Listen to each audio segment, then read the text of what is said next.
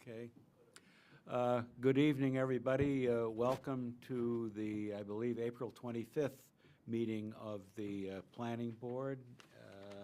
All present except Anne, who has a illness in the family. So welcome.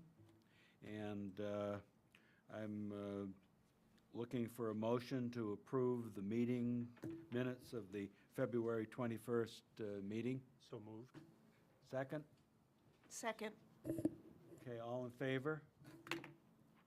Abstain? Opposed? It's approved. We have no minor change approvals, so let's get right into the agenda. The first item is a public hearing, which is reapproval due to a missed deadline of the Cumberland Foreside Village subdivision amendment approved on November 15th, 2022 for a 350-foot extension of Sky Drew Drive and to split an existing lot into two lots. Task Assessor Map R01, Lot 11-7. The applicant owner is Peter Kennedy, Heritage Village Development Group, LLC, and our representative tonight is William Savage, PE of Acorn Engineering. Carla? Yes, I don't know if William wants to speak to this or not, but Can the microphone? Oh. William, did you want to speak to this? Or is William here? Okay, just give an overview of what happened and. My name's actually Andrew. You need to go to the Can you- podium. oh. You need to be like me and speak into your microphone. Hello, my name's Andrew Godfrey. Actually, I'm stepping sorry. in for Will tonight. So apologies for the error in us. We didn't didn't get the plans to the registry in time for the deadline, the last approval. So just looking for the reapproval. We've gotten the approval for the site law amendment with the DEP has been approved. So that's the only change that's happened since the last time. There's just been a few minor edits to the plans for that approval. So, thank you. So any questions from the board? Peter, I just got a question, a point of order. I wasn't on the board in November. Am I free to reaffirm if I? That's a not. good question. Carla? My gut I feeling followed is it, no. but- Are the rest of you all, were you all here? Yeah, I would say probably no. Yeah, if the rest of you are all here, I think to Yeah. be on the safe side, Yeah. let's not do it. Okay, Good question. good question. Thank you, George. Peter? Yes. Carly, so there is no, we are simply, this is almost like we're going back in time, except it's forward in time in terms of deadlines moving forward. Correct. There are no changes. It is what we approved, though. Yeah. Are we even going to have to re-sign the Mylars, or are we just going Um, forward with the Mylars? We are just because of the dates and such that they're there. But no, everything, I think I proposed a sample motion, which for this. So one, the do next- we have to, so for the most part, we can just, we don't have to go through findings of facts or all this stuff. Do we have to do No, I had proposed a Yeah, the memo motion was. that says move to reapprove state the name of the project with the same findings of fact and conditions of Oh, approval. great. So, Yeah. thank you. I have it as Okay. well. Bridget and. I'll move to reapprove. Put that down. Right words. Move to reapprove the Cumberland Foreside Village subdivision amendment originally approved on November 15th, 2022 for a 350-foot extension of Skyview Drive and to split an existing lot into 2 lots. Do I need to read all of it? Tax assessor map R01, lot 11-7, applicant owner Peter Kennedy, Heritage Village Development Group LLC, Representative Andrew Godfrey of Acorn Engineering, with the same findings of fact and conditions of approval as contained in the original approval. I forgot that we do need to have a public hearing. Is there anybody from the public that wishes to opine on this? Hearing none, I will close the public hearing. We have a motion. Do I hear a second? A second? Okay, further discussion? All in favor? Opposed? One Uh, abstention. One abstention. It's approved. Item number 2, reapproval due to missed deadline of a final major subdivision plan for White Rock Terrace, a 4-story, 55-unit senior affordable apartment building with a 13,500-foot building footprint to be located off Skydrew Drive on a 4.5-acre portion of the lot shown on tax assessor map R01, lot 11-7 in the Cumberland Foreside Village subdivision. The applicant is Kristen Martin of the Sanson Company. Owner is Peter Kennedy, Heritage Village Development Corporation, LLC, and the representative technically is William Savage, P.E., Acorn Engineering. Carla? Same as the last one, exact same But thing. it is a public hearing. Yes. Any questions from the board? If not, I will open the public hearing for any comments on this particular item. Hearing none, I'll close the public hearing and look for a motion. All right, I will move to reapprove the final major subdivision plan for White Rock Terrace, a 4-story, 55-unit senior affordable apartment building with a 13,500 square foot building footprint to be located off Skyview Drive on a 4.5-acre portion of the lot shown on tax assessor map R01, lot 11-7 in the Cumberland Foreside Village subdivision. Do I hear a With second? the same, with the same findings of fact and conditions of approval as contained in the original approval. Very good. I second the motion. And a second, any discussion? All in favor? Opposed, abstentions? I went to the site walk, and I'm pretty sure I was Okay, on the board at that Okay. time. So I think that Okay. one's all right, Pete. sounds good. All right, so that's through the first, that's the good news. Now, the wheels will turn a little slower. Thank you. Okay. The next item, item 3, is a public hearing, is a site plan amendment review for LGC Clinical Diagnostics located at 221 US Route 1, tax assessor map R02, lot 10A, to add a 5.5-acre solar array with 1.57 acres of perimeter fencing and a 170-foot-long gravel access drive. The applicant is Todd Anderson Sr., Vice President of Operations, LGC Clinical Diagnostics, Inc. Representative is Kevin Costello, RLA of SMRT Architects and Engineers, and the owner is LGC North America. Carla? That is pretty much the history of this project. They're proposing to install a solar array for their own personal use to offset their own electric costs. And I think the issue really that needs to be looked at tonight is buffering, and I'm sure they're prepared to speak with you about that. And Peter, can Yes. I ask Carla a question? Technical question, maybe a little bit in the weeds, but my question relates to buffering of solar panels.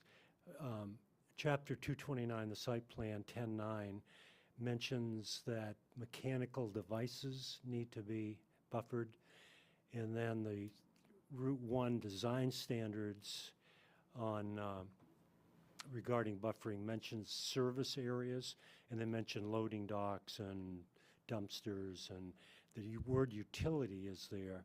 And then the definition of a service area doesn't seem to really include a solar panel. So as I drive around Cumberland, I see backs of solar panels where the animal hospital, I can see them on Drown Road. So it's a different issue than the 25-foot buffer, but in your mind or in the code enforcement officer's mind, are solar panels to be buffered completely? Given that I don't see where it is in the ordinances. It's really not. The service area is usually something like where the dumpsters are and things like that. Solar panels weren't really anticipated at the time. Most of the ordinances were written, certainly not when the Route 1 design standards were done. The town, as you know, put a solar array on the landfill, and the planning board did look at the extent to which it could be buffered, given that the people that were seeing it were going to be looking down on it from Village Green. And so the town had to show that they did as much as they could to buffer it. And I think that's really the standard that we're looking at here, is what can they do? How visible will they be, especially from the neighbors, but also because we have design standards along Route 1.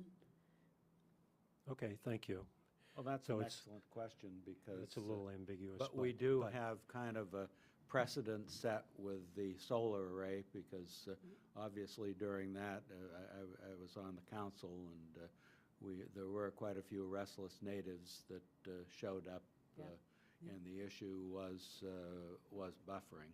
So go ahead, could you Thank you, introduce Colin. yourselves? And Sure. Yeah, my name is Joe Grant. I'm representing LGC. Todd couldn't be here tonight. And we're also here with, I'll let her introduce herself. Gretchen Prouty, civil engineer for SMRT, here for Ken Costello. Well, thank you for your time. I'll get through this as quickly as I can. So just a quick overview of LGC. So we operate 52 sites in 18 countries. We purchased the main standards facility that was built at 221 US Route 1 in 2015. And we've been there ever since. We have approximately 70 employees on site in that facility. We are a clinical diagnostics company. We manufacture products for quality measurement tools. So we provide products to hospitals and clinicians all over the United States. We do have LEED Silver accreditation at our facility, so we have an ESG goal as an organization to maintain environmental standards as much as we can, and energy standards to that effect. So it is a LEED Silver accredited facility. And then as part of our ESG goal that we have set to be carbon net zero by 2050, LGC is looking to make this investment into offsetting our entire energy consumption at the Cumberland Forside facility by the solar array. So speaking to that here from a overall perspective. Just to put it in perspective, so it's a 425 kilowatt DC, so it's 300 kilowatts of AC. We've already gone through, and I think Gretchen touches on this in the applications, all of the required permitting with CMP to make the interconnects and all of that. And annually offsetting about 516,000 pounds of carbon, which is equivalent to removing 50 cars from the road every year. So not an insignificant amount of offset. I'll let you speak to this part. So I'm going to get into the nitty-gritty of the why we have the solar array where it is. I'm going to speak to wetlands, I'm going to speak to stormwater, speak to landscaping, and then also speak to abutters and impacts on all those, how they're all related, and how we ended up where it is now. So just to review, and the only reason I bring this up is the timing of some of these other agency permits kind of coincided with the deadline for the planning board. So some of them we had, and some of them we got after the deadline. So just to give you an update on what our current status is, we have been issued the storm law permit amendment from Maine DEP. We applied for a Tier 1 NERPA permit application to be reviewed concurrently with Maine DEP and Army Corps. Maine DEP determined, based on their review criteria, that the project was exempt. Army Corps did not determine that it was exempt, so it went through Army Corps review, and we received that permit at the beginning of April. So that's just an update on where it stands now. This is just a blow-up to just refresh you of the site plan. Just want to wonder, does the mouse work? Oh, the mouse works, great. And what I've done is I've colored in where all of the wetlands are across the site, because this is our biggest concern, and it is the reason why we have requested the reduction in the Route 1 75-foot setback to 25 feet. And of significance right now is the wetland that runs along Route 1, which looks like a ditch as you drive by, has been determined to be a wetland of significance, as well as the wetland down here. And then there's 3 other small wetlands within the proposed solar array. The lines here that are dashed, just to give you reference points, are the 25-foot setback line, and then the 75-foot setback line from Route 1, and then this curved line is the 75-foot setback from the blue line, which is a stream. Just to make it a little graphic representation, the array are the rectangles. This is a vegetative stormwater buffer that treats the proposed gravel access drive. So, and then for orientation, north is plan right. So as you're driving north on Route 1, and then this is Powell Road. So considerations for why it ended up where it is in terms of wetlands and the stream, the goal was 0 or minimal impact. By pushing the array closer to Route 1, it significantly reduced the wetland impact, and you can see by the green areas, by moving it north, we could get it completely out of the wetland of significance, and we maintain the 75-foot stream buffer. It is completely outside that stream buffer, and in addition to that, we talked with the solar array vendor about how far away things needed to be for shade management to avoid cutting any of the tall mature trees. So between the stream buffer and where the solar array is installed, we'll be doing selective cutting of only things that shade the actual solar panels, which would reduce their energy input. And also, just to note, as moving it closer to Route 1, we're also able to, there's a mature tree line on the southern half. Let's see, let me go back real quick. I can show you where that is. Right here. This kind of squiggle line. Surveyors show these as individual trees within the site, but when there's a lot of trees, they show them as a squiggle line. So we do not impact this. So we do not have to cut trees down along this property line by moving it north. In terms of stormwater, to meet Maine DEP Chapter 500 requirements, the area within the solar array fencing is to be maintained as a meadow. And that includes not cutting it more than twice a year, so it will not be maintained as a landscaped area typical of what you see around the adjacent LGC building. The vegetative buffer treats the gravel drive, and it's 50 feet. It has to be maintained. It's a deed-restricted area, also to be maintained as a meadow, and they kind of overlap. But that area, Maine DEP will require us to put something on the deed saying that it must be maintained as a meadow. And just note that there is a small portion of that that is outside the fence, and that is along Powell Road. So landscaping considerations for plant selection. We did not choose plants that would mature to a height in excess of 8 feet, because that would shade the solar array within distances of the solar array. They're selected to be naturalized and harmonious with the wetlands. So wanted a natural look, not a landscape look. Just want to point out that you cannot plant or landscape within a wetland. That is considered fill, and that is considered an impact. So extending plantings into the wetland actually increases our impact to them. And then lastly, we kind of put up these, I don't know if the abutters got an opportunity to see, these are renderings based on early winter photographs of existing conditions, and then we overlaid our landscaping plan and the solar array on it, so you could visually see what the visual impact is on each of the 3 sites. So this first is Route 1. So you see we've proposed a 6-foot slatted privacy fence in a kind of a black neutral color, and the landscaping in front of it. Just want to note that the area between the fence and the wetland of significance has been completely filled in with plants. So we've planted it to the maximum extent possible and wrapped it around slightly on the southern end until we started kind of getting into where the mature trees are that we didn't want to clear. On that image, could you point out the 25-foot zone? Where would 25 feet be from the curb, Oh, the 20, from the telephone pole? oh, from the telephone pole, I think it's easier to show you. Let me go back to the Okay, original yeah, plan. if you have a different, So I kind of circle, I wonder if it'll let me zoom in. Nope. This red circle right there, right here. Oh, is that okay? It is, but we won't be able to hear you as well, but. Okay. So this right here, this to the edge of this array is 26.7 feet. So this is kind of coming into the property line, which is kind of runs down the middle of the ditch. Is that clear? Or is that and what's the distance to the closest panel? 26.5 feet. All right, thank you. And so let's get, so any other questions on the picture? So it just kind of points down there that we've provided both a screened fence and landscaping, not one or the other, we provided both. The planting was chosen to not shade the array because that is the side that the array is closest to the fence. And then all available space that's possible, we've provided pretty robust landscaping along Route 1.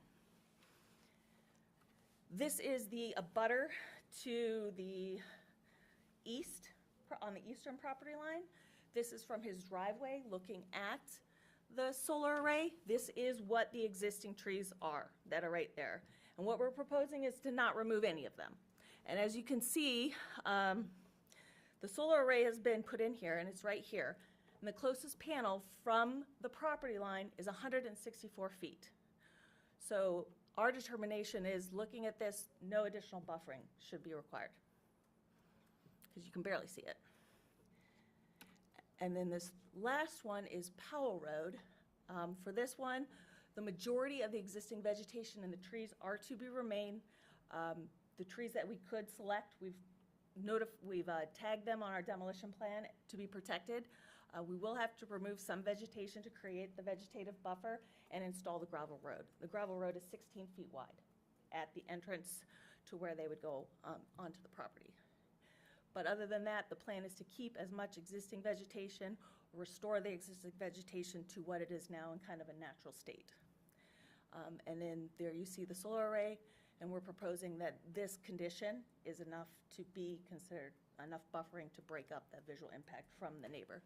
And this, the closest solar array in this case is 94 feet from the edge of pavement. So the actual homeowner would be beyond the width of the road to their property line. And that's all we have, so So, any questions? questions from the board? Paul? It looked like you had about 14 rows of panels, is that right? Something like that. Yeah. And each one is what, 2 high? No, it's one big panel. Oh, it's one big It's one panel, big about panel. 3 feet deep, 3 feet wide? Yes, and about 11 feet high at the highest point. And So then it goes down to a, if you eliminated, to get away, to get further back, if you eliminated, say, 3 panels in each row, you'd be a lot further from the road, right? we worked with revision on what we could do, and a lot of it has to do with how the panels are oriented for receiving the sunlight. And what we were able to do, if you notice all of the rows, the vertical rows, they're all different lengths. So we were able to modify them in that way. I have panels at home on the Yeah. ground, and after I put them in, the first thing a friend said is, it's too bad you can't put trees in front of those. Some Yeah. people don't like the looks of panels. I do, but a lot of people don't, and Yeah. we may hear later. And that's understood. But all it wouldn't affect my guess is they're 38 degrees. That's between summer and winter. That doesn't matter, because all I'm saying is you could have fewer panels in each row and therefore be further from the road. I'm not saying you plant something. It wouldn't change shading. I've done shading analysis for my own, but I believe that's a possibility if that, Yeah, I mean, we could certainly, if you remove the panels, then we You'd- don't achieve offset. yeah, you'd have less. We'd have significantly You'd have less less energy power for sure. creation. Yeah, okay. This is Which meant- would make it, which would make that, obviously the driving force for LGC in terms Yeah, of well, meeting your our goal ESG is goal commendable. to That's a do great that. goal, if it fits Sure. all the rules that we're going to be talking about. Thank you. Other questions, Josh? What's the right-of-way for Route 1 in that area, do you know? Not offhand, no.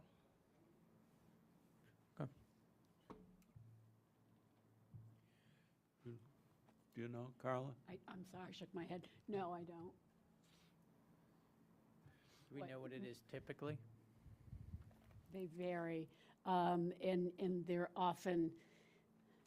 often shade to one side or the other. It's not exactly from the center line of the road out, so Bill Shanes usually pops around. He might be back. What were you thinking about that? I'm just wondering, I mean, I believe if they were getting a building permit, they'd need to go to MDOT, correct?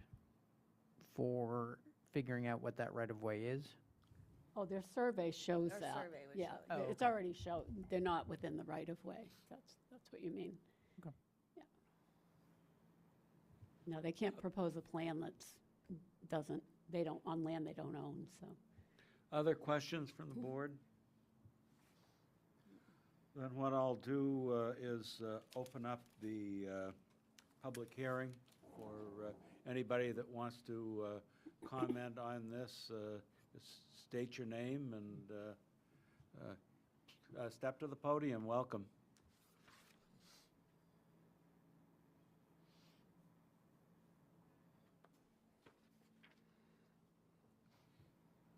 Yeah, my name is Harvey Wheeler, and I am the concerned abutter. And I believe one of those photographs was taken from my driveway. And as you look from my driveway toward these prospective panels, that's my concern. I like trees. I like the looks of trees. I don't like the looks of panels. So I'm trying to get a handle on what it's going to look like from my property as I look toward the west. Am I going to see a fence? Am I going to see vegetation? The trees that you showed in the photograph are on my property, the tall ones. And they're really old pine trees, so most of the vegetation is way up at the top. So it's almost like mass of a ship, so you can look right through. So in the wintertime, when there's no vegetation, and I look out toward Route 1, I can see traffic going by, and I can hear traffic going by. But in the summertime, when that space is filled up with vegetation, I can't see any traffic, and the noise factor goes way down. So that's my concern, and maybe the people in the know can address that as being a view from my driveway. Thank you. Yes. Yes.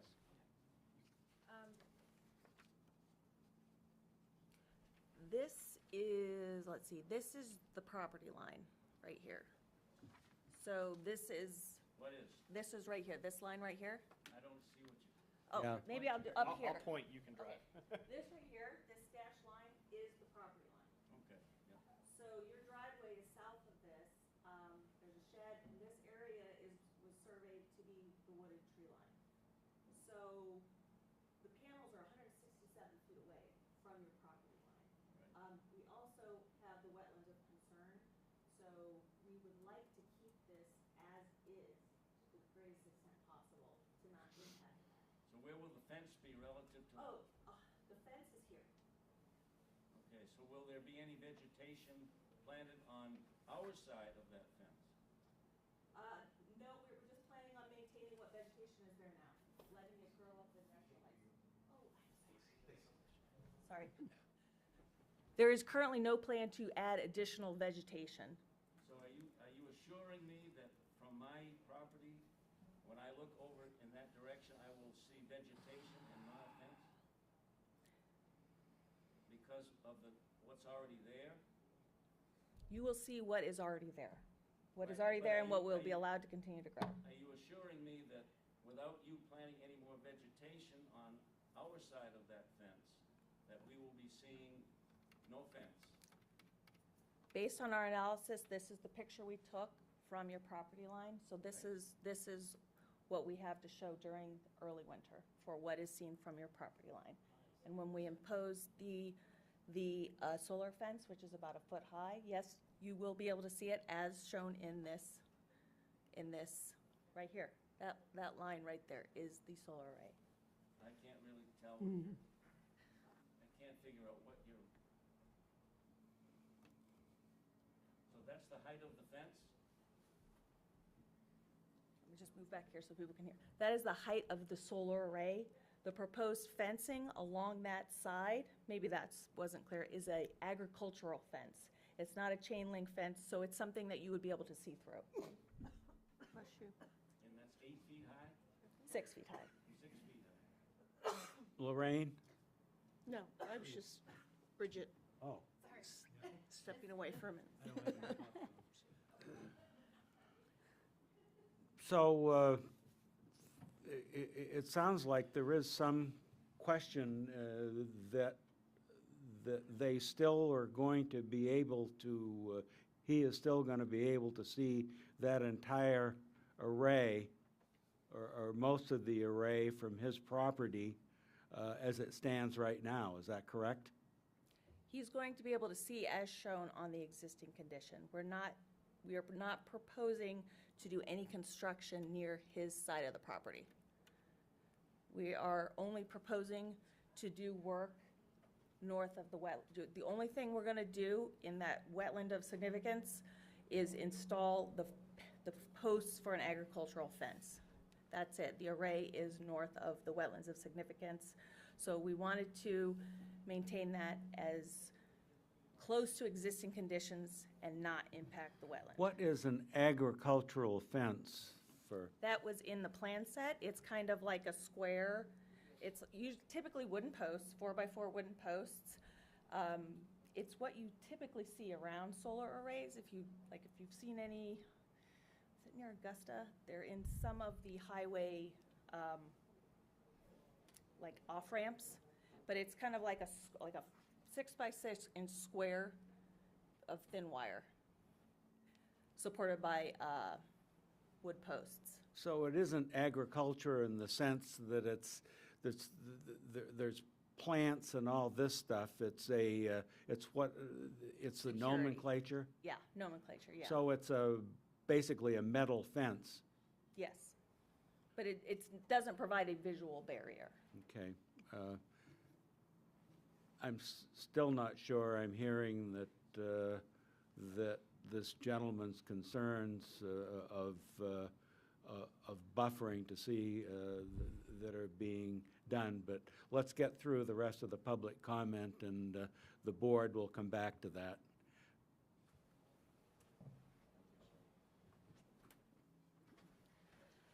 Hello, I'm Reva Crute. I live nearby on Schooner Ridge, and I sent some comments in to Yes. yourselves. Oh, thank you. We were going to read them, so go ahead.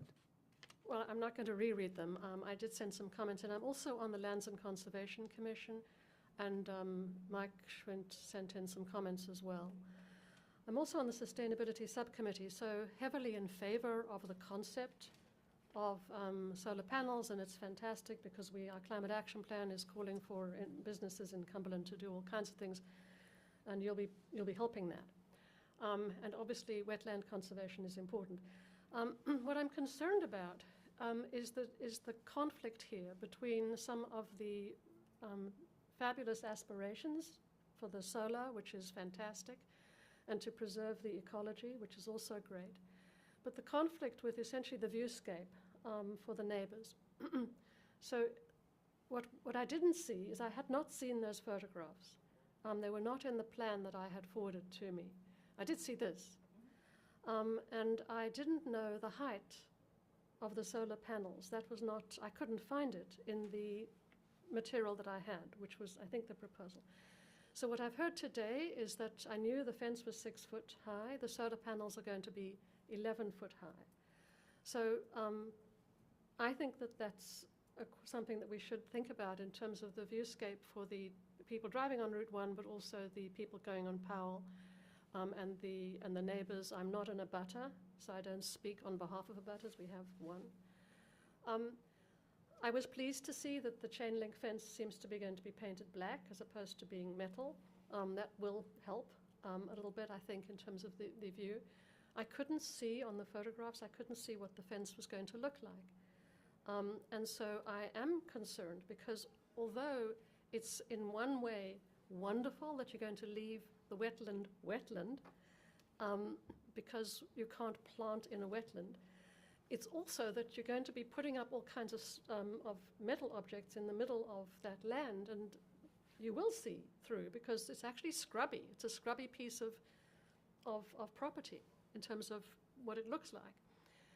So I think by putting that quantity of solar panels in, I think that we should speak about viewscape. I think we should speak in all areas, and how to handle the fact that on the Powell side and on the side, just below in this map, just below the solar panel, there are clearly viewscapes.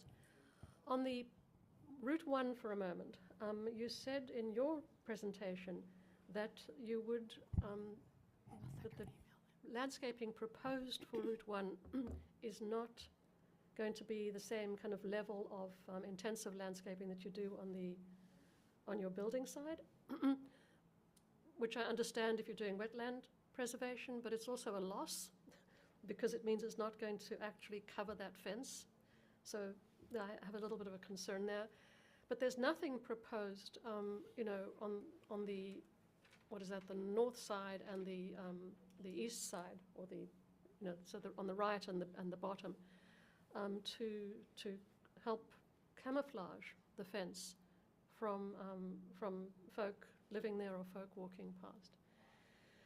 And then I have my last item, is that I do have a little bit of a safety question, and again, it's just for information.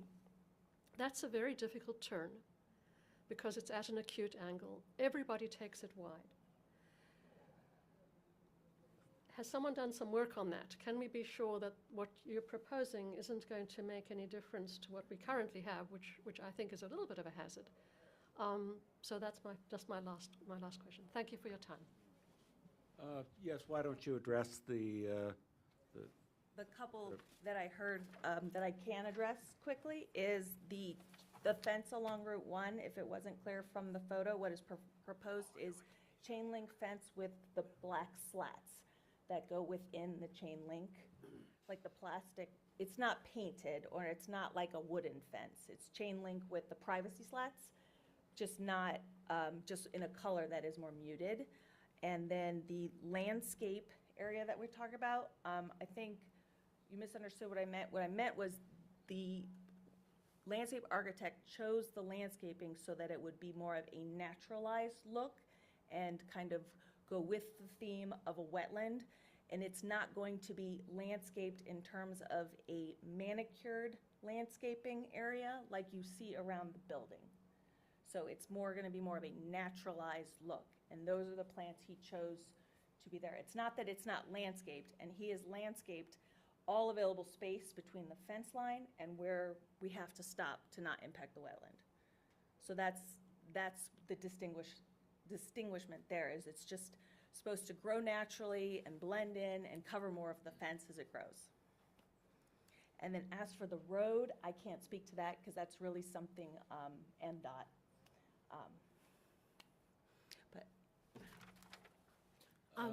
Just a note, I did not see the written comments that were provided by the abutter. So I don't, if those were emailed to Carla, I don't know if they went out, but I haven't seen them. Oh, well, I haven't seen them either. Uploaded. didn't Yeah. either. It should have been uploaded by Christina, Yeah, everything that they were comes on in. the website. I have them, Yeah.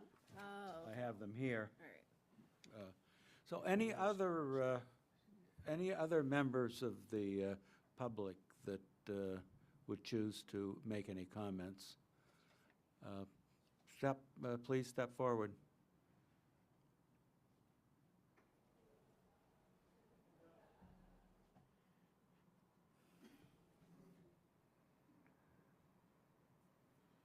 Good evening. My name is Robert Knupp. I'm from Hawks Ridge. I'm not in a butter, but I drive past the area frequently, so I know pretty much where this area is. And I wanted to say, first of all, that I am a big proponent of buffering.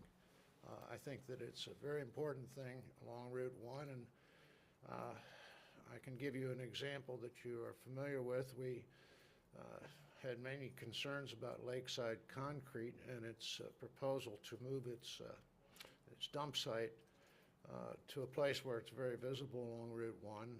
They built a wooden container in front of the dump site of raw wood. It's very ugly. We asked the owner whether he would consider painting it some shade of gray or something. You heard about the privacy fence, black in color.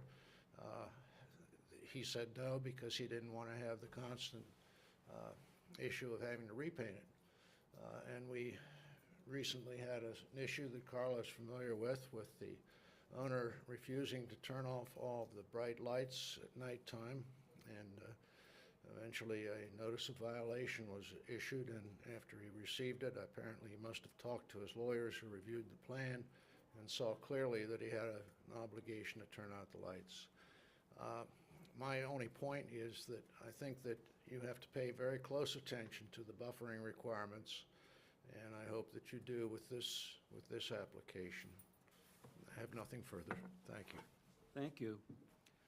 Any other comments from the public?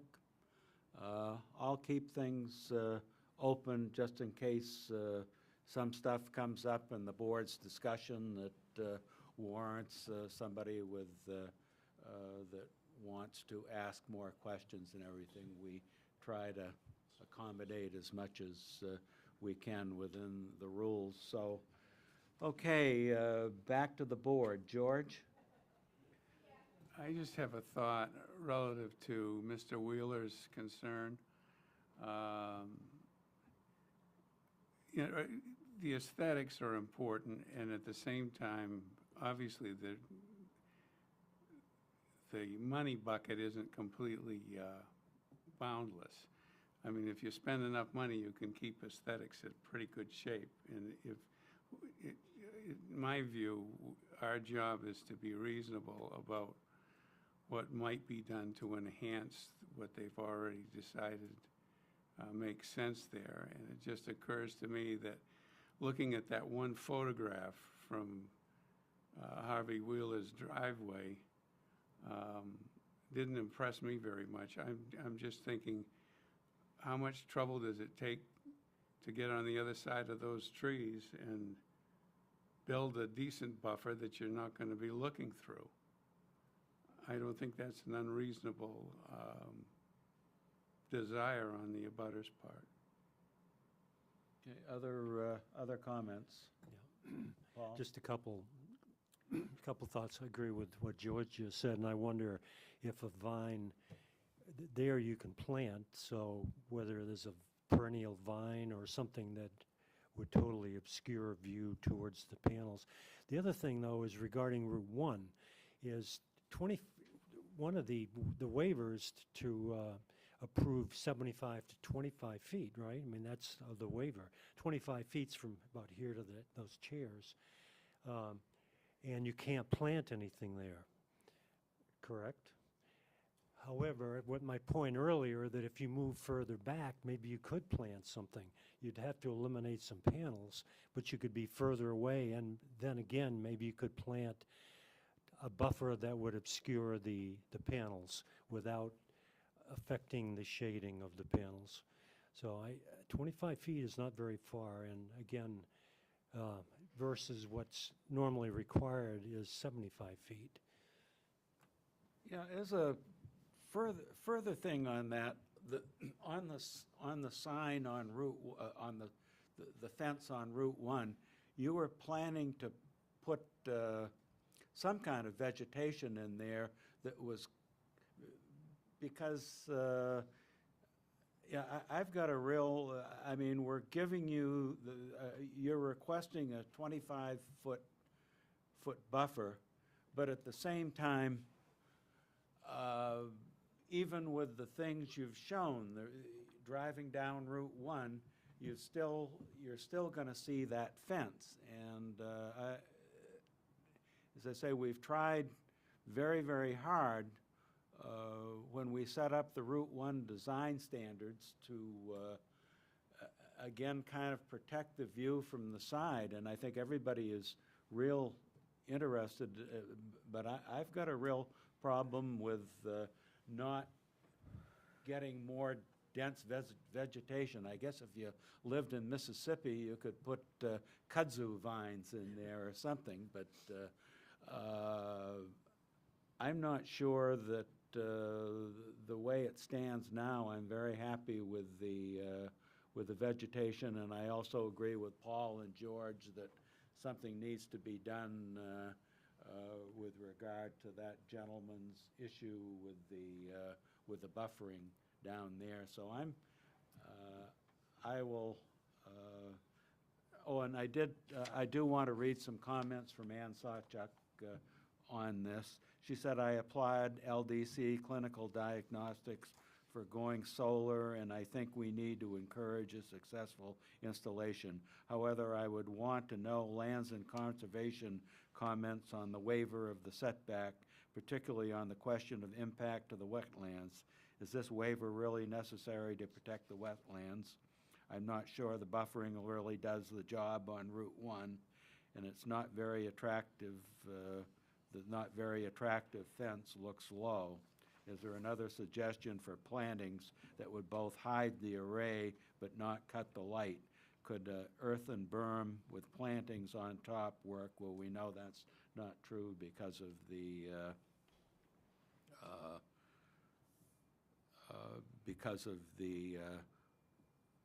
wetlands. So I guess, board, where do we want to go on this thing? Josh? Well, just a few more comments. Well, not to 100% contradict what was said earlier about the desire of trying to use buffering to kind of offset the view. But I also would say that I'm not sure the requirement of buffering is complete obscurance. It is to buffer to some degree, which I think is a judgment call. My biggest concern with this is going 50 feet into the required buffer on Route 1 and not having something that then kind of makes up for that lack of distance with more robust buffering within the distance provided. And I think that puts us in a fragile position should others, I don't want to say we're setting a precedent because we don't set precedent, but I do think it calls into question any other time our ability to enforce that buffer and be consistent with our prior decisions, which I do think is important. Well, you said it better than I did, I guess. I would agree with that. Any other comments? Yes. Yeah, I was going to say the same. I am a proponent of solar. We have a solar array on our roof and our net zero. And it's a really good feeling every year to only pay a connection fee and no electric bills. That being said, I heard clearly the abutters and the need to protect abutting properties. And I think there is a difference between protecting and obscuring.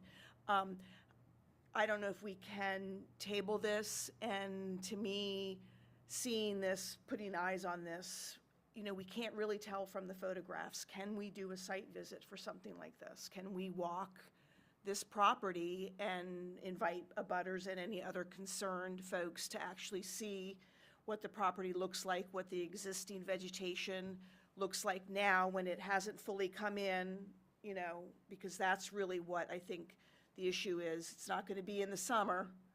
It's going to be, you know, when all the leaves have fallen off the trees, and what does that property actually look like? So I would suggest that we possibly table this and set up a site visit and put eyes on what this actually looks like from all sides, and I would invite the abutters to be there so that they can show their concerns as well. Any other thoughts? Yeah, I think when I read this, saw the comments from our engineer, I mean, Planning Board 101, we have these 17 standard conditions of approval, and the three that probably bring up the biggest issues before us are the handling of runoff, groundwater such, traffic. Our little friends down on Route 1 are always there for us anytime we do anything. And then I think generally the biggest one is really the buffering. And when I saw this, and it just looked like a red flag. So I do think I think Josh's point is well done. Is that giving up that 75-foot buffering sets a lot of issues, especially if we can't have adequate covering. So do I sense from the board that we need to table this and further have the applicants further review the buffering? Does the board feel any need for a site walk on this thing also? Josh? I think this might be a very good use of a sidewalk. So maybe what we can do is set up a site walk an hour before the next planning board meeting. In the meantime, if you folks could kind of put your heads together and see if we can come up with something that's going to do a better job with the buffering on Route 1, and also take care of the folks on Powell Road. And I think on the comment from Schooner Ridge, I think when you're up there looking down, you know, it's going to be there. But certainly, as far as looking at from the ground level and everything, it's a legitimate thing. So I'll await. Yes. Carla, given that we're a week later than usual, is there time to notify abutters? Yes, we can do that. I am thinking we should probably do the site walk sooner rather than later, because it would give them time to, assuming, I'm sorry, that they would want to come back next month. Well, why don't we? Well, I'll check with Christina, find out the soonest I can schedule it, and I'll let you know. And we'll schedule it at everybody's convenience. I mean, we're trying, we think obviously this is a good project, but the thing is that we've got to sort out this buffering thing. I mean, all the rest of the engineering, you've done you're preserving the wetlands, and the little chickadees are going to be happy. Yes. Can I just make Yes. just one final comment? Because I think, you know, ultimately you're struggling with the same things we struggled with as we laid it out. It's a balance between getting the solar array minimized to the minimum size it can be, get it out of the wetlands, and still provide the buffering for the abutters. You know, we can all have differences of opinions. Just want to note that per revision, the solar panel, our height limitation for vegetation for future consideration for increased buffering is 8 feet. So just so you know, if we start moving the buffer south, then the property owner to the south with the tall trees now we're lopping off trees. So it's kind of it's a balancing act a little bit. So just want to put that out there for his consideration. And Right. Ken, our landscape architect, will speak more to it. I'm not a plant person, I'm a civil engineer. Glad you love the stormwater. So, kind of thing. So he can speak more to that, so we'll definitely have him on site. If you have particular plant questions, as a butter owners, I know we talked about vines, we talked about stuff like that. I can't answer those questions, Ken can. Well, I know as far as the Route 1 thing, honeysuckle It's tough plants because we grow can't, like, Yeah, and he can speak to that, but like, Yep. we kind of did with what we could with the area that we were allowed to plant in. That's kind of what we had to go on. And then my final question to the board is this seems to be the only outstanding issue of all of the proponents. Is it a possibility that we could get a conditional of approval based on acceptable landscaping at this meeting? Or is that something that we need to go to full planning board again? well, it's one of, I think buffering is what, as I've mentioned before, is one of the three major issues, and we have had, I think, legitimate and significant public comment on this, and I know that, I think when we reviewed our packets, I mean, it was something jumping out there, so I think, I don't speak for the board, but I think we would be more comfortable. I mean, when things are, as we saw with the first thing tonight, if all the little ducks are aligned in the row, we can get something done in 1 or 2 meetings. But when something comes up like this, we have to respect public comments on this, and usually we can come up with something. So I will ask the board for action on this.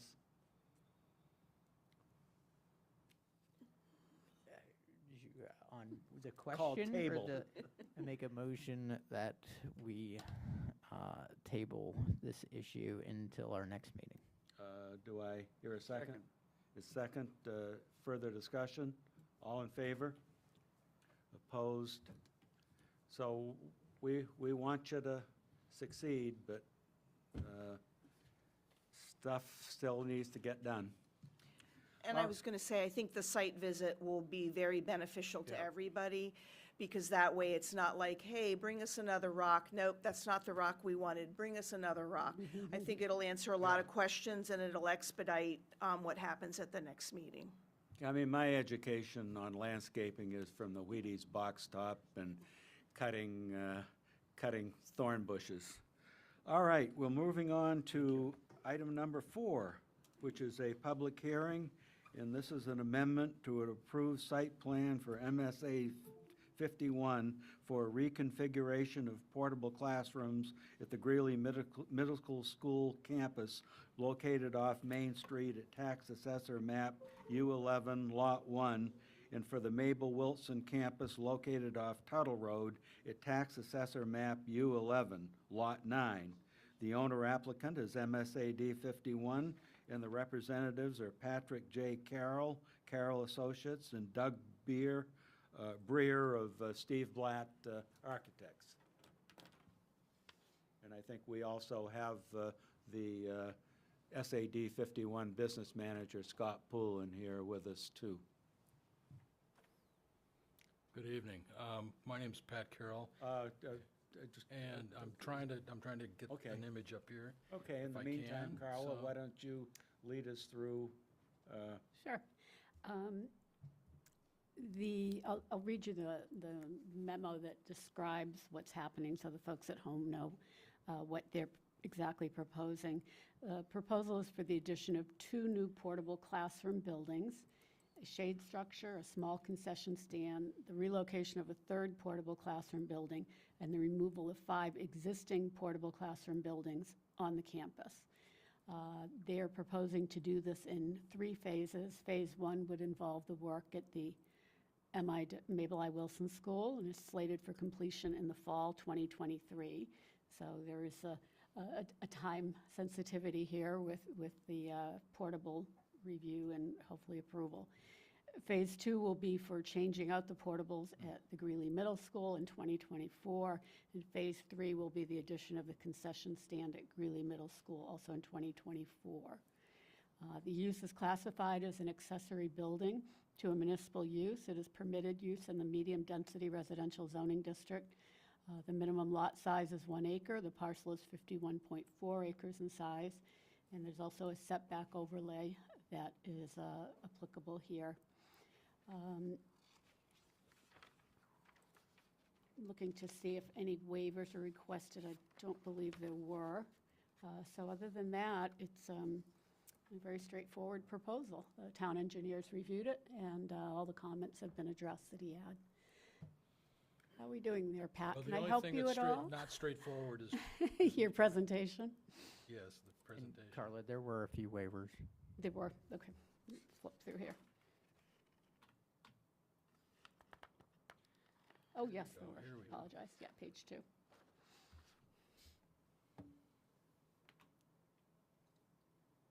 So if I can figure out how to, So we do those afterwards, is that right, Josh? Well, normally when Christina's here, we have a nice little handy thing on the back of our agenda. I've got it, but I don't see anything about where we do the waivers. It's right after the public hearing, I believe. Okay, all right. I'm going off of memory. I thought you would have memorized that after all these meetings. Carla, it doesn't mean they don't change. Well, we're still dealing with a semi-amateur, so. are we ready? Be ready, we are ready, Pat. Okay, so I apologize, I for some reason was having trouble bringing this up. But my name's Pat Carroll, and I'm a landscape architect with Carroll Associates. And we've been working for MSAD 51 for, probably 20 years or more. We started working with the district back when the middle school was first built. We've done several projects at Mabel Wilson, we've done several projects at the high school, and also the middle school. And it seems like the last few years, we've been coming back to the board almost on an annual basis to talk about portable classrooms. And as you know, there was a proposal for a new school that got voted down, but the reality is that kids continue to be coming into the school system. And we continue to, the school district continues to have a strong demand for classroom space, and until we get a new school, we're going to be subject to this kind of procedure on a pretty regular basis. But the idea now is to come in and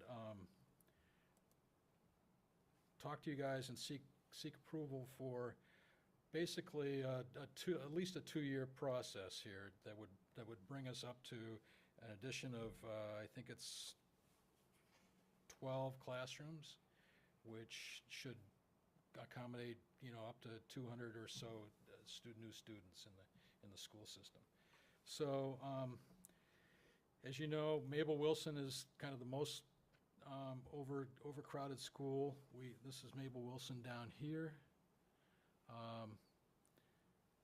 There currently is a 10 classroom building in there that was, I think, approved last year. In addition to that, there are two classroom buildings. So it's a total of 14 classrooms on that site right now, portable classrooms. And the intent is to take the 10 classroom building and shift it around on the site, basically move it onto where the playground area is, which is called Tuttletown, and then remove the two classroom buildings and put a 12 classroom building in that location. And also as part of that, Tuttletown would get relocated to the existing softball field, which is currently being used partially for the smaller portables and also for playground space. So that's the Mabel Wilson site. The middle school site, currently there are 3 two-classroom buildings on that site. They're located out the back of the school on the existing softball field here. And the intent there is to remove those and replace them with a 10 classroom building on that site. And then the third piece of this would be over, I don't know if you can see the cursor, but over between the high school and the middle school is the soccer game field. There's an equipment shed and restrooms and so forth there. As part of improvements to that field, they would like the ability to put in a new snack shack in that location. So it's really a three-piece project. Mabel Wilson would be improved this year coming up this summer as soon as school's out. The middle school would be improved. Those improvements would commence next year, and also the snack shack would occur in 2024. So I can go through some details about what it is we're proposing, and then open it up to the board for some questions, if you'd like. This is the Mabel Wilson site. As I mentioned, there are currently 3 portable classroom buildings here. The large one is the 10 classroom building. I believe that was installed last year. And the 2 smaller ones, you can see they're sitting over the skinned infield for the old softball field, are two classroom buildings there, or 4 classroom buildings. So, and you can see off to the upper, behind the 10 classroom building is the existing Tuttletown playground area for the kids. So the idea on Mabel Wilson is to take that 10 classroom building and relocate it up closer to the existing school, and then remove the 2 smaller classroom buildings and replace that with a larger 12 classroom building that would be located pretty much parallel to the parking lot, and then relocate Tuttletown kind of out onto a portion of the existing softball field. In addition to the Tuttletown relocation, the district would also like to provide a shade pavilion, similar to what's already installed over at the middle school, just because it's a pretty exposed site. It gets pretty sunny and hot out there, and these little kiddos need some kind of shade occasionally. So that it's a really pretty minimal intrusion into the site. These buildings are all sit on concrete piers, and we basically just grade underneath it to make it relatively flat. The existing drainage pretty much stays the same. There are existing utilities on the site that feed the existing buildings now, and those would just be kind of rerouted to accommodate the new buildings. So there's pretty minimal improvements as far as water, sewer, and power go. And it's a pretty minimal kind of thing. And as far as Tuttletown goes, we haven't shown any real kind of structures or playground equipment in there. My understanding is that the district is working with a playground committee, and they're charged with coming up with the actual designs and funding for that portion of the playground area. At the middle school, you can see these are the 2 classroom buildings that were located. I think those might have been, was that last year too? Last year. And you know, given the state of the student expansion, you know, these are already kind of outdated. So the idea here is to kind of replace those pretty much in the same spot with a 10 classroom building. You can see here, you can see the, I don't know if you can see it from there, but there are kind of, you can see dashed in underneath here is kind of the location of the existing classroom building. So it's pretty much sitting right on the same spot.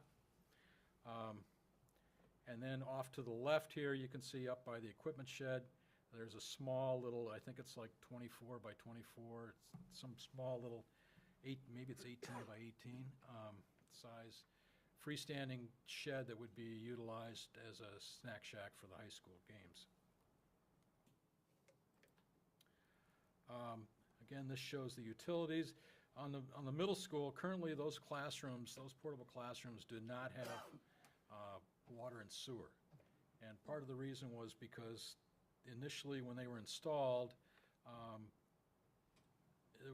it's pretty difficult to get sewer service to these buildings. So we can get water service out of the mechanical room right here, but to get sewer service, we've got to run a line all the way down, around the school, and out into a sewer line out in the parking lot. So it's a fairly major endeavor. That's why it wasn't done initially, but, you know, these buildings will be installed such that they do have full water and sewer capabilities for the kids. These are some diagrams, they're elevations of what those existing classroom buildings are going to look like. This is the 10 classroom building. It's pretty simple and kind of mundane, but that's kind of what these buildings are. They're made by manufacturer Schiavi, and they crank these things out. You can see them on just about every school in Maine these days. So this would be a 10 classroom building. The entrances are off the ends. You can see here on both ends is the entrance. All of these buildings will be set such that they will be fully accessible to all students and staff. There's a series of ramps and so forth. I think they're typically going to be about 2 to 2.5 feet off the ground. So there'll be a series of wooden ramps that you can go out and see what's going on now on any of these classroom buildings, and it's pretty similar what we're proposing here. This is the layout of the 10 classroom building. The 12 classroom building would be the same, except it would have 2 additional rooms tucked off of this left-hand side. The bathroom facilities are in the middle here between the kids, and then it's just a corridor running down through here. Pretty simple but effective, and you know, it's unfortunate, but this is what we have to deal with. This is the 12 classroom building. You can see it's pretty much the same. It's just a little bit longer.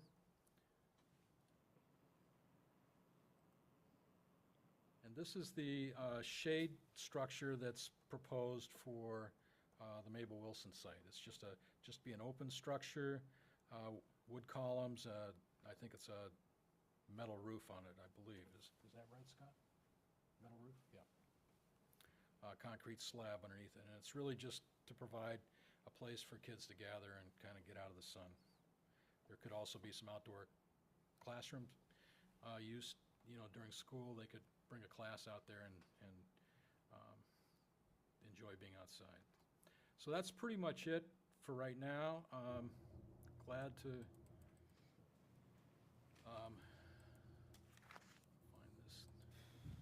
Glad to offer any kind of comments or questions, answer any questions you might have. There were some waiver requests that we had, and I don't know if you want to go through those, or if they're pretty straightforward, we can talk about it during discussion.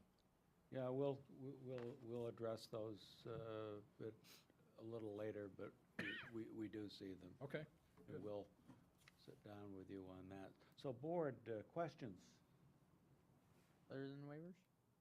What? I just have a quick question. Not to go down a rabbit hole, it just popped into my head as I was listening, particularly as you were adding a lot more classrooms here. Are those buildings secure? I mean, do the outer doors lock once the students transition into the next period, you know, to be into those classrooms? You want to address that? Sure. I had the same thought. That's actually one of the reasons why we want to go to the larger buildings as opposed to the individual smaller buildings, is because they do have a greater security to them. And we actually have a card swipe system that's on each end of the doors for exit and entrance. They're fully alarmed, and we're also going to increase the size of the fencing along the road sign too, along the road edge as well. But no, they will be secure. Thank you. And then one other question. So, and this is coming from someone who doesn't have a child in this school system, but it seems like we have a bow wave coming, because as we're increasing the classrooms at Mabel I. Wilson, that bow wave is going to shift to the middle school, and then it's going to shift to the high school. And I'm hoping that we can come to some solution in the future that prepares us in a more stable way, rather than constantly adding more and more of these portable classrooms. So just my 2 cents. No, the board's intent is to go back out to referendum on a school project, because obviously we have increasing enrollment and will continue to grow as we go along. And that's why, this is a short-term plan for 2 years. Yeah, thank you, thank you. Scott, I have a question. Based on the comments about water, these are all sprinkled, I believe, right? They have to be, by code, they have to be Yeah, sprinkled. okay. And that was one of the things that we found 2 years ago, I believe it was, when we started putting them in. That was something new that we didn't know about from the fire marshal's office. And what's the largest that Scavi makes? I'm not number of sure. classrooms? I'm not sure what the largest is. Must be close. What's interesting about these is that you can continue to add sections to them because they don't divide down the middle. They divide in sections and add like Lincoln Logs, I guess, as you go along. So each time you add, you're adding 2 classrooms, 2 classrooms, 2 classrooms to them. So we're building a new school anyway. We're building one. Yeah. And, it's a significant expense to the district to do this, but it's something that we have to do because we've outgrown the buildings. And other work that we're looking to do this summer as well, just to put it out there, is we've got HVAC work going on the building, Mabel I. Wilson, but we're also looking to take out the stage and the cafeteria and basically increase that common space for lunchtime, so. So based on your population analysis, how far out are you good for? You're going to be back next year? I don't expect to be back next year, but I can tell you, we have enrollment studies and so forth we could talk about, but, we are hoping to be out and building a new school in another 3 years. That may be a good time to do the waivers, because I had a couple questions on I there, so let's, You mentioned sorry. you were gonna the fence was gonna be taller, and I think the only section that's fully fenced in is around MIW, is that right? That's correct. Are there any plans to put a fence around the middle school property? At this point, we haven't looked to that because certainly it's something that we can consider, but we haven't looked at fencing that area. That area is probably a little bit more secure because it's behind the building and it's, off of the high school. Unlike Mabel I. Wilson School where the modulars are, as they're closer to that road, right? So we're looking at increasing the height of that fence along there, along with the gate that's there that will be secure as well. Okay. Okay, they have requested 4 waivers. Yeah, are you still looking for a waiver for the ability to serve? Because it looks like you actually have requested one. Well, I think that we requested one. I think that the staff report came back and said that they thought as a condition of approval that they wanted to see that. We have applied for. Okay, so you don't need a waiver. We don't need a We- we waiver. might I need a guess as long condition as of we- approval. As long as we get a letter from the water district, we're fine. Right. We just haven't received it yet. Stormwater. Can we waive that? So we don't need a waiver? Right, it's all impervious surface already, correct? So it really doesn't change this. So we don't really need a waiver, we just, it is what it is. Yeah, We're I only mean, I doing an think the other- amendment. the other We're only thing- doing an amendment anyway. So it's not being amended. Erosion control. What's that? Right, and you're including standard details. Yeah, we have And you're standard gonna have somebody details, check, right. and there's not gonna be much erosion. So I'm not really sure is there more detail that would be required that we should consider waiving? No. So I don't think we need that one either. And buffering and landscaping, I'm fine with waiving it. That's probably gotta be, well, it's not even really it's just gonna be an amended site plan. You don't need a waiver from it. They may be changing the landscape plan, but that will be covered by the amendment. So I don't think we have any waivers. Okay. I'm happy to be, does anybody feel any different? But I don't think there's anything that's actually really required if they are requesting a ability to serve letter, which. Yeah, no, I agree. So we don't need to make any motions or everything. I do think we forgot to close the public hearing, is that? Well, I haven't opened the public hearing yet. Oh, yeah. Well, so we haven't closed the public hearing, have No, we? we have not. Peter, you had, there was a question around enrollment and stuff. Would you like me to just address that Sure. quickly? Okay, so just taking a look at Mabel I. Wilson School, the capacity of the building is roughly, it's around 550 is the capacity of that building. Currently, we're at 763 students, okay? So we've taken up, over probably, must have been 7 or 8 summers, we were completely reconfiguring the inside of that building every summer. And then we started adding the modulars. And by probably somewhere around 2028, 29, we should be at 822 students on that campus, okay? On that particular building. On that building. And then when you take a look at the middle school, the current enrollment is 795, and the capacity on that building is about 650. And we will be, by 2026, 27, we'll be at 922 students. And by 2029, 30, we'll be at over 1,000 students at that particular building. So that's the enrollment where we're headed. So there's no free lunch in this deal. There is not. We're paying now or we're paying later. So it sounds like we've addressed the waiver issue. So at this point, I'll open the public hearing for any member of the public that would like to comment. Seeing, yep. Bill Shane, town manager and grandfather to a student here, so I do have concerns. I'm going to jump right to it. I think we have to basically do, basically work on this plan. And Josh, thank you so much for walking through a lot of those issues. And I'm looking for the fence on the Mabel Wilson ball field area. So if you haven't been there, or if you haven't watched the video that was presented before the referendum last year, it was really, really important to see that.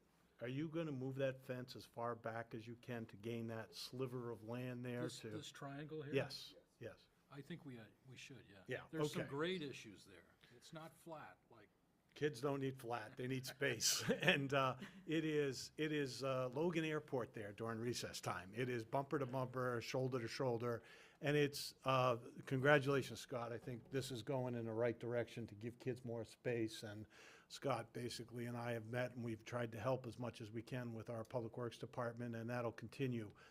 We're in a crisis, and this is a crisis, and I'm thankful, Josh, for you going through that and trying to be assisting in helping this as well, because we got to work together and we've got to get through this. And it's going to be 3 difficult years for the school to hopefully get a positive referendum passed, but there's still going to be time while that building gets designed and built too that we're going to be waiting. And my gosh, we've already, these buildings are enough to house 2 full classes of kids, 2 full classes. I am just amazed, and we'll be spending almost $2 million this year on portable classrooms and reconfiguration and stuff. And that's, we got to do better. We got to do better for our kids, and we got to do better for the future of our communities. And this is a North Yarmouth issue as much as it is a Cumberland issue. So I urge you to kind of work together with the school, and hopefully tonight we can get the approval so they can get moving, because this has to happen day one. As soon as school gets out, it's a really tight window to get all this built. My staff will be working very closely on the inspections. Carla has done a great job on working with us and working with Scott's team on the review process so that the planning board has all their information tonight. And as a grandparent, it just pains to watch it, because it is way too crowded for little kids to be on this campus. And hopefully in the near future that'll be rectified, and I will work very hard to hopefully make that happen in the near future. So thank you for your time and appreciate that. Anybody else in the public wish to make any comments? If not, I'll close the public hearing. We've dealt with the waiver issue. So are we ready to move to the findings of fact? Before we get there, because there's a note on the finding of fact about the dumpster, have you, has that been? Pat, can you point out, I couldn't spot it on the site plan. okay, well, I did, if we go back to the existing conditions plan.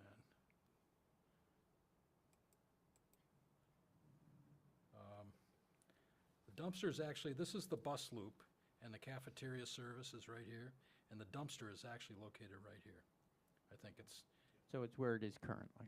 where it is currently, it's okay. gonna stay there. Front. I did locate it on the existing conditions plan, as Carla had asked me to do. I did not include it, I didn't highlight it on the site plan. So if that's something that you really think is important, I'm more than glad to draw a box around it and call it a dumpster and resubmit it. I'm fine with it. Okay. Just wanted to make sure it was there. Yeah, it's in its current location, you know, it's on the service side of the building, it's away from the kids, it's out of view, and I think it's, you know, it's a good location, and we're gonna keep it there. Okay, is the board ready to move through the findings of facts? So, question, does that remain then a condition of approval, as it states in the, I don't think it needs to be. No, we can It's on take the that plan. off when we get there. because that's how it's stated currently? Yes. Okay. So Lorraine, could you lead us through the findings of facts while I can do a quick exit? Are you seriously leaving? No, I'm going to be right back. It's an age thing. It's an age. All right, he sprung that on me. He's like, you're going to do this tonight, so bear with me. Okay, starting with utilization of the site. The plan for the development, including buildings, lots, and support facilities, must reflect the natural capabilities of the site to support development.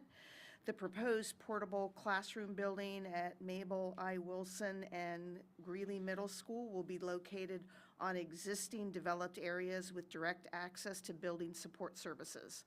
The existing Tuttle Town Playground will be relocated to the outfield of the softball field and the Mabel I. Wilson and enlarged along with the addition of a shade structure. The additional hard play area and pre-K play area are also being located on areas previously developed adjacent to support services and building access. The proposed concession stand will be located at the west end of the football field, adjacent to other associated buildings with similar needs, with direct access to the access way through the campus. Based on the above findings of fact, the planning board finds the standards of this section have been met. Traffic circulation and parking. There are no proposed changes to the existing site circulation, parking areas, or pedestrian ways. All ramps and stairs from the new modular units will connect to existing paved walkways and hard surface areas. Based on the above findings of fact, the planning board finds the standards of this section have been met. Stormwater management and erosion control. All existing drainage patterns will be maintained wherever possible. The temporary modular classroom buildings are installed on concrete piers and pads over existing grade, which allows existing drainage to move under them with no disturbance of existing patterns. 4-foot wide drip edges along each long side of the new and related portables will be installed. Erosion control measures, including silt fence and silt sack catch basin inlet devices, are proposed and detailed. The buildings will be placed over existing developed surfaces. Based on the above findings of fact, the planning board finds the standards of this section have been met. Water, sewer, and fire protection. Public water and sewer connections will be made to each of the modular classroom buildings. A new sewer service will be required for the concession stand. Underground power and communication service will connect all modular classroom buildings with the existing school buildings. Power will be connected to the concession stand. Is this statement still true? Yes. Yes. A letter from the Portland Water District including capacity to serve is a proposed condition of approval. All portable classrooms will be fully accessible by emergency vehicles and personnel. A minimum 20-foot clear zone has been maintained between the buildings and the existing school. Sprinkler service connections are proposed to each of the modular classroom buildings. Based on the above findings of fact and the proposed condition of approval, the planning board finds the standards of this section have been met. Water protection. The modular classrooms are served by public water and sewer and will not impact any groundwater sources on adjacent properties. No hazardous materials are proposed to be used at this site. The site is not located within the town aquifer protection area. Based on the above finding of fact, the planning board finds that the standards of this section have been met. Floodplain management. The project is not located within a special flood hazard area as identified in the latest FEMA flood maps. Based on the above finding of fact, the planning board finds the standards of this section have been met.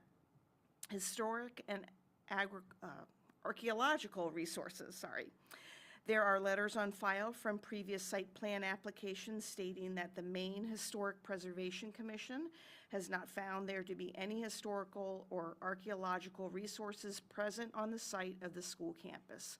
Based on the above finding of fact, the planning board finds the standards of this section have been met.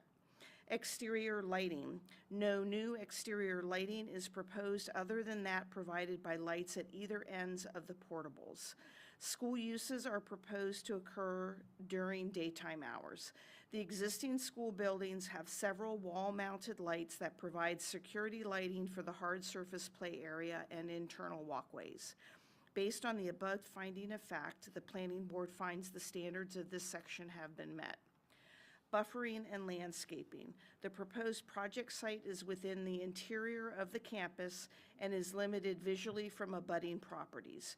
Given their temporary nature, the installation of landscaping to buffer the portables is not feasible.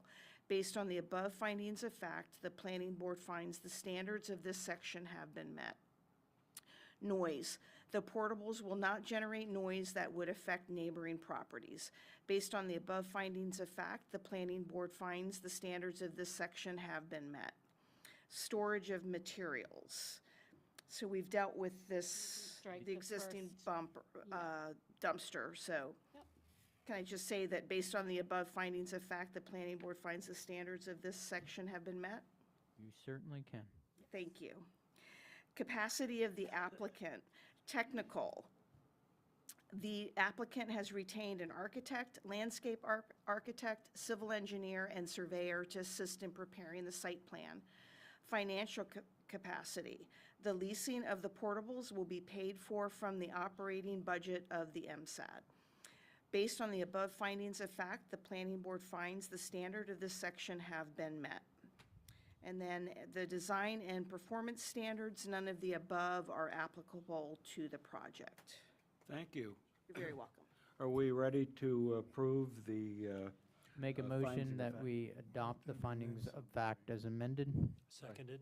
second? Discussion? All in favor?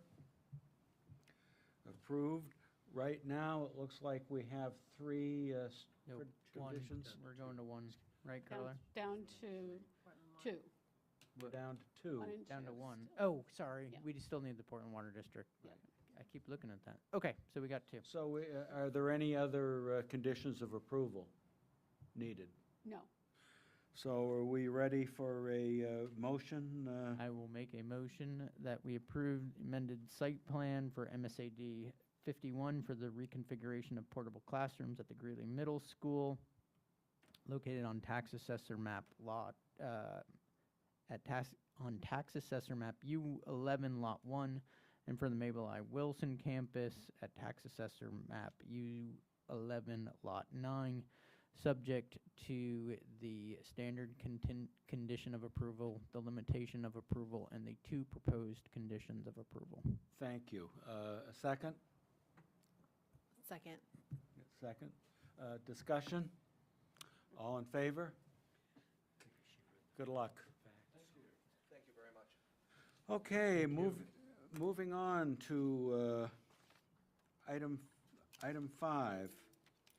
Public hearing, 1-year extension of the site plan review approval for construction of a 10,280 square foot professional office building on condominium route Unit 3 at 2 Faraday Drive is shown on tax assessor map U-20, Lot 73 in the Village Center Commercial VCC zoning district. And the applicant is James Schmidt, and the owner is Grun Properties LLC. Carla? Yes, Mr. Schmidt is here tonight, but I can summarize that there is a need for this extension.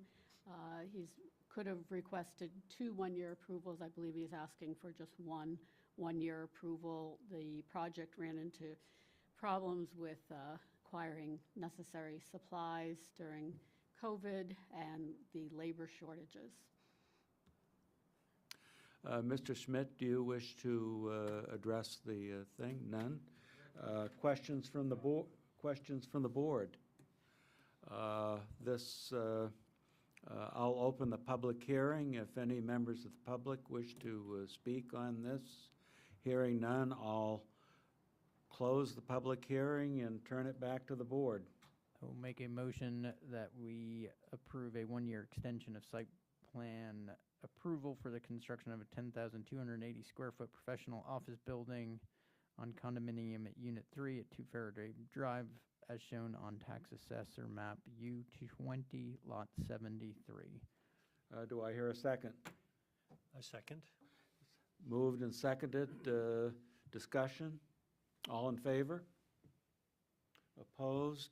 It's approved. Mr. Schmidt, good luck. Thank you. Okay, our next item, item 6 is public hearing, recommendation of the town council on readoption of the February 22, 2016 version of the Route 1 design standards as recommended by the town attorney. Carla? I'm going to turn this right over to Bill Shane. He's going to walk you through the last couple of agenda items, which are all ordinance changes. Thank you, Mr. Chair. Thank you, Carla.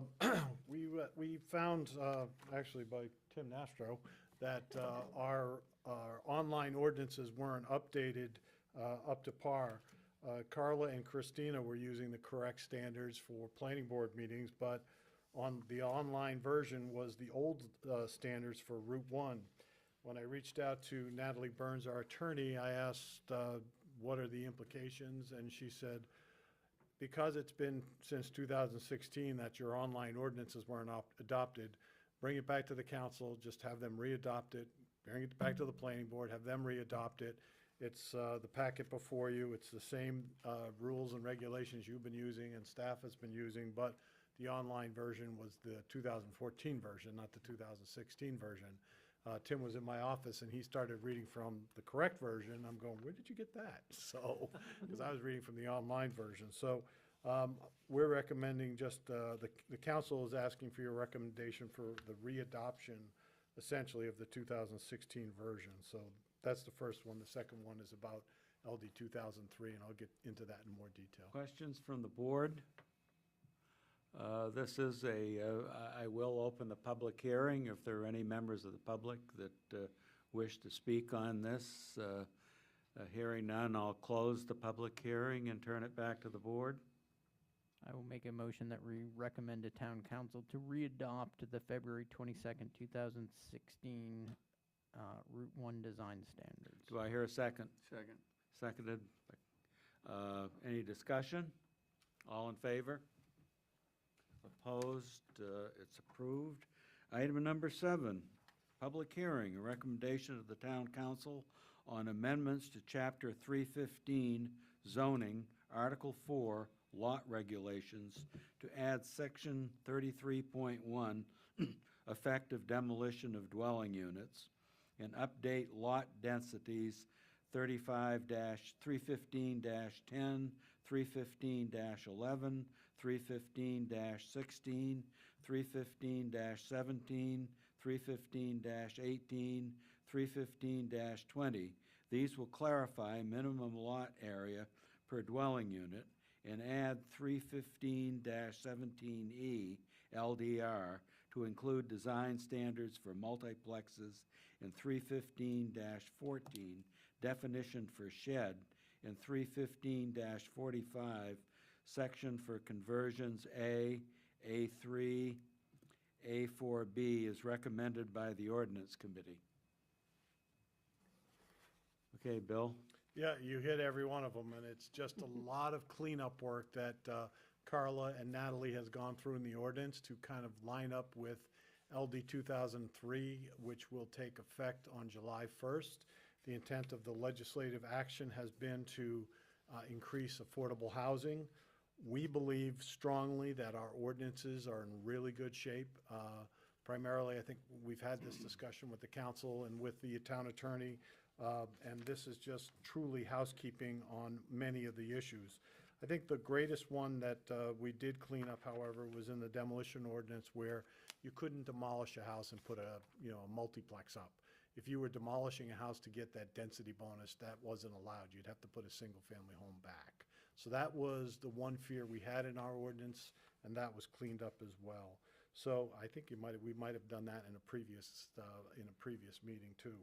So we might have done this twice on that one. But for me, I think the exercise that Jensen Baird did for us was very, very helpful. I think it gave us some confidence that our ordinances were prepared for what might be coming. The only wild card, Mr. Chairman, is the legislature. We just don't know what's going to come out of Augusta in the next few months related to this ordinance.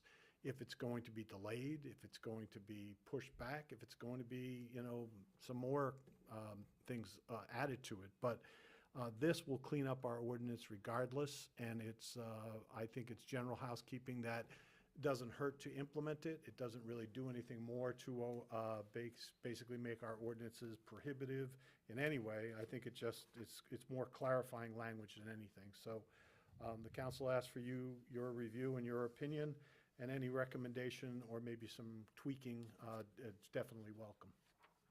Questions from board, Paul? Yeah, two things, Bill. In 31510, the Island Residential District, item C2, previously it was in the case of duplex development, and that was all deleted. Now it's just the minimum lot area, so it's, duplex doesn't have to be there? No. Okay. No. And the other question is on 315.7B, there are the following uses are allowed, and I'm just curious. One is home occupations, the other is home-based occupations. And there's probably a difference, but what's the difference? One is items that are made essentially in the home, like if you had a knitting business that you were selling mittens or something like that and sending them out by UPS.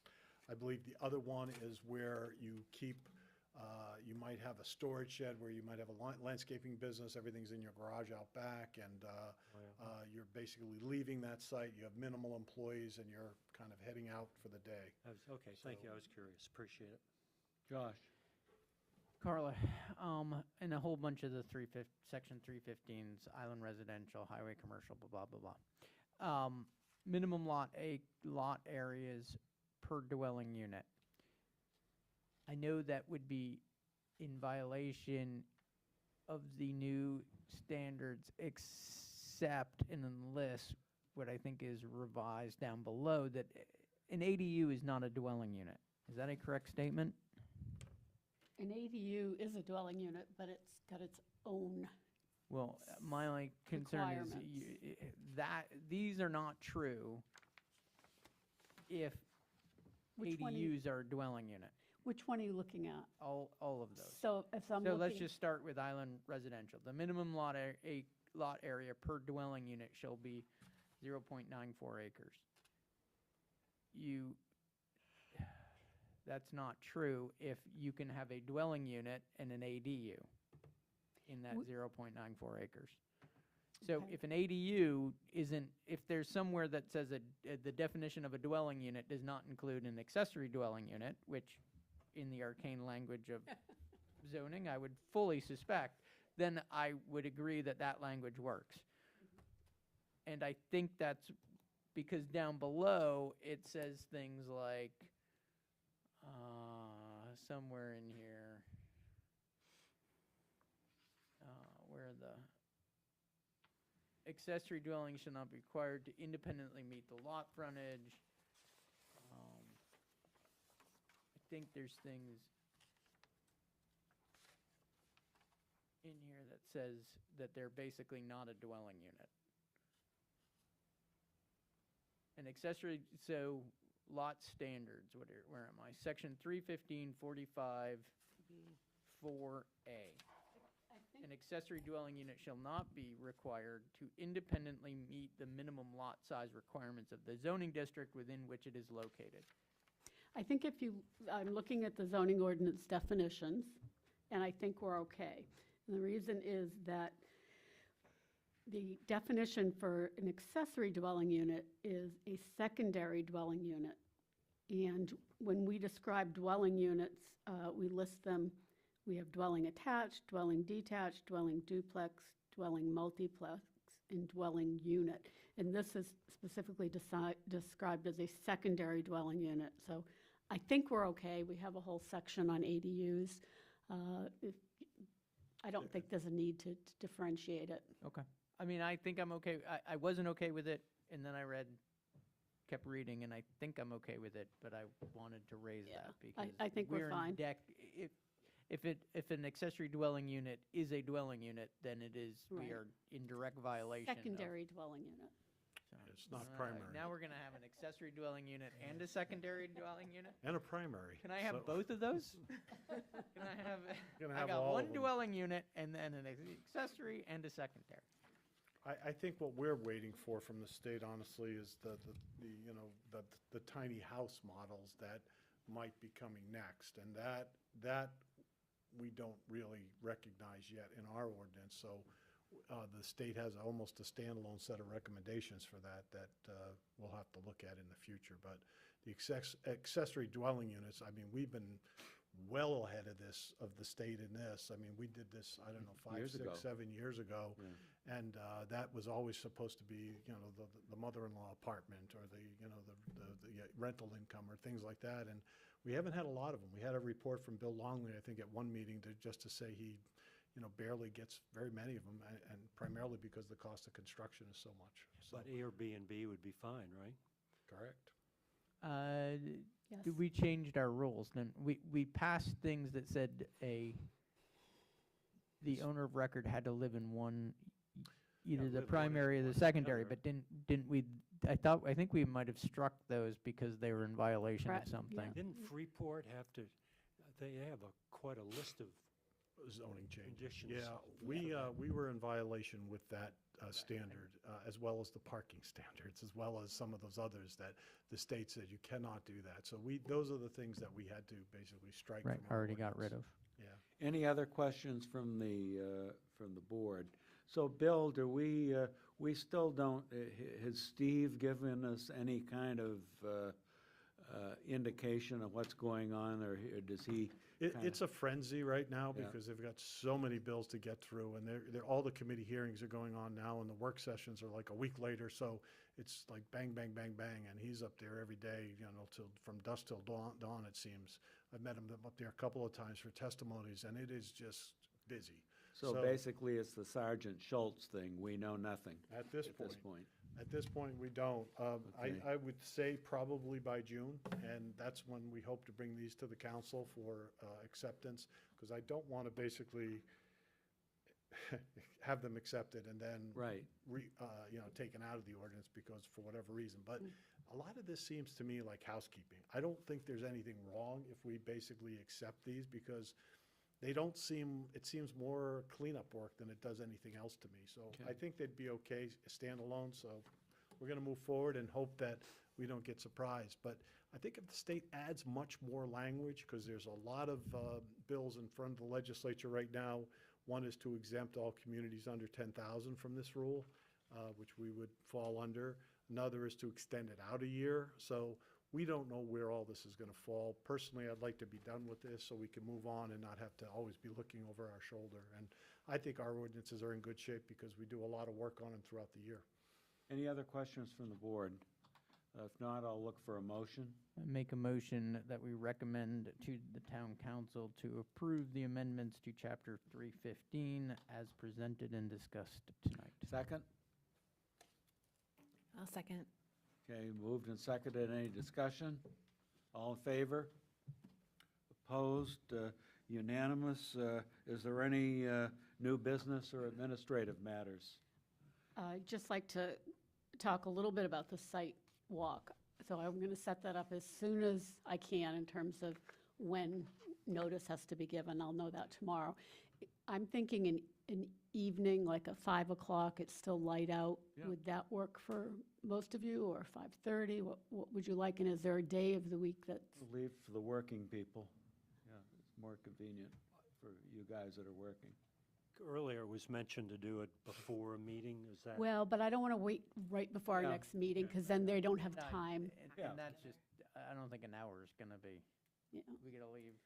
It's a big site, if that's we're going to fine. walk all the way around it. It occurs to me, it'd be nice if we could do it when the weather's halfway decent, When might that be? which is gonna be this Friday. When? for the next 2 weeks.